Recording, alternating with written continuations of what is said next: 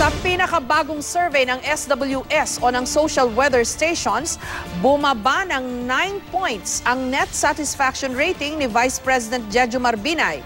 Bumaba rin ang rating ni House Speaker Sonny Belmonte at Supreme Court Chief Justice Maria Lourdes Sereno.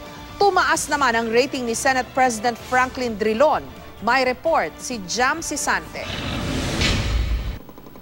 Pinulsuhan ng social weather stations ang 1,200 respondents kung gaano sila nasisiyahan o hindi nasisiyahan sa pagganap ng tungkulin ng ilang opisyal ng gobyerno. Nakakuha ng positive 33 net satisfaction rating si Vice President Jejomar Binay, 9 points na mas mababa mula sa positive 42 na nakuha niya noong Hunyo. Sa klasifikasyon ng SWS, nananatiling good ang net satisfaction rating ni Binay. Sa isang pahayag, sinabi ng tagapagsalita ni Binay na pinagtitibay ng resulta ng mga survey ang kagustuhan ng Vice Presidente na ipagpatuloy ang kanyang mga programa para sa mahihirap. Sabay pasarin na naman sa Administrasyong Aquino. Tumaas naman ang net satisfaction rating ni Senate President Franklin Drilon na nakakuha ng positive 42 mula sa positive 29 niya noong Hunyo. Talagang sinisikap ko na maliban sa politika, nakikita naman ng ating mga kababayan na patuloy ang trabaho namin sa Senado, mga importanteng panukalang batas aming tinutulak.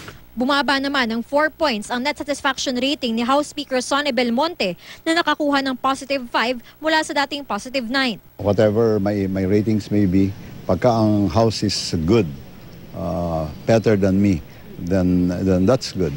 It makes everybody proud. Bumaba rin ang net satisfaction rating ng Supreme Court Chief Justice Maria Lourdes Sereno na nakakuha ng positive 4 mula sa dating positive 11 noong Hunyo. Dati nang sinabi ng Supreme Court na hindi sila nagkokomento sa mga survey. Pare-pareho namang tumaas ang net satisfaction rating ng Senado, Kamara at Gabinete, habang bumaba naman ang rating ng Korte Suprema.